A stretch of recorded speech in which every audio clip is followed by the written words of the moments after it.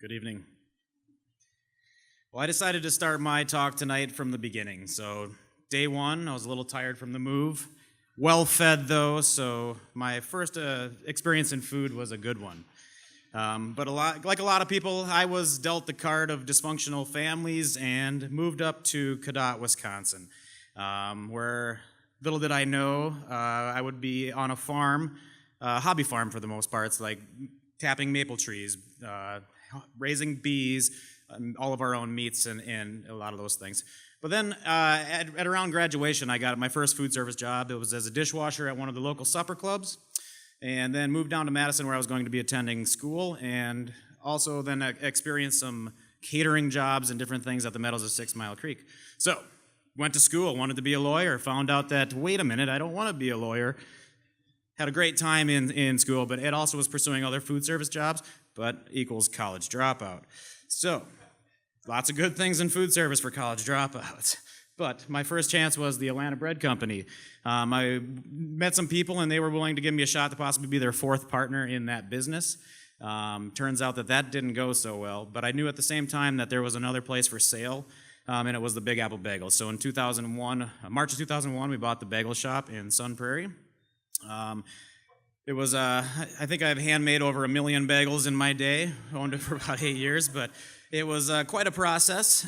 Success was something that we had for the first 6 months. It was amazing. Like, everything was going wonderfully, making money hand over fist. I'm just out of school, college dropout, making money. I'm living the dream here. And then some people might remember September 11th time and market crash.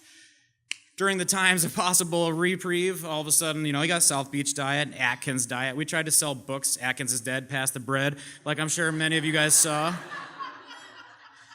So we had to go into survival mode for the next 7 years. Opened up the Kesling catering. I opened up an exterior ambiance landscaping business, mowing lawns, doing things like that, just to try to sustain income during those times. And then the ship started sinking, and foolish pride, looking back, was one thing that made me hold on too long, probably 2 years too long, but kept just trying to make things work, and it just wasn't going to work.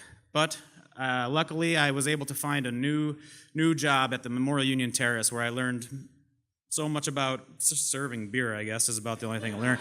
But met a lot of great people. And it was a wonderful state job, and then the catalyst for change happened in my life.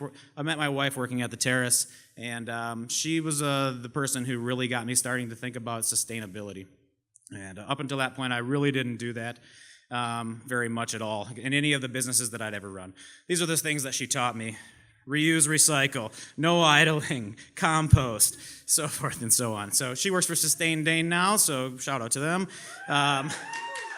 And so going forward from there, I started to try to figure out ways that I could put this to good use, the sustainability that I found. And I was promoted to a job at the Wisconsin Union South in a more of a food job, where I was able to bring in orders of food, vegetables, and different things. And this gave me a chance to really source some local products, and was tasked with bringing up one menu item that we could hold all year that was a local menu item. And we were serving CSAs and things like that at the time, but we were really giving it a shot and got super frustrated. Why can't I come up with a menu item that we can have all year? Because we only change our menus once a year.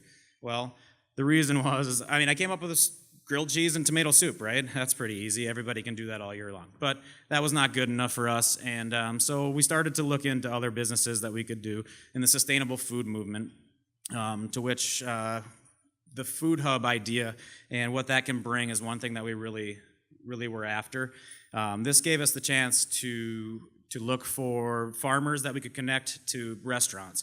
And I being an institutional restaurant, we were usually the bigger orders, but we wanted to try to find a way to connect smaller restaurants with food, local food. So from there, we started to just talk to farmers, make connections. It's been a 2-year process now that we've been working on that. And then in that meantime, what we ended up doing was finding a product that we could sell by sourcing locally also, which was the 100 Mile Sauce Company.